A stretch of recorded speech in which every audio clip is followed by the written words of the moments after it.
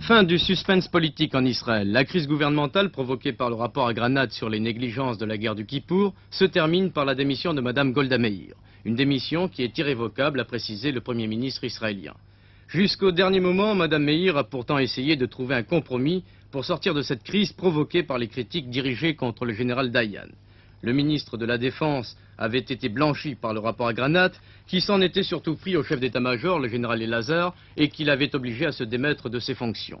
Mais le groupe d'opposition de droite, le Likoud, des représentants de la coalition gouvernementale et même du Front travailliste, estimaient au contraire que la responsabilité du général Dayan se trouvait engagée dans les négligences de la guerre et qu'il devait donc quitter le gouvernement.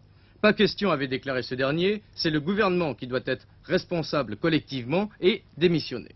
Pour Mme Meir, la situation était difficile. En éliminant Dayan, le gouvernement pouvait être mis en minorité demain lors du débat sur la motion de censure déposée par le Likoud.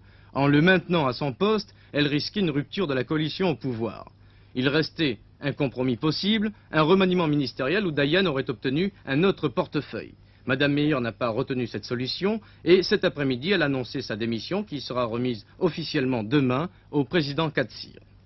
La décision de Mme Meir laisse donc supposer que des élections générales devront être rapidement organisées.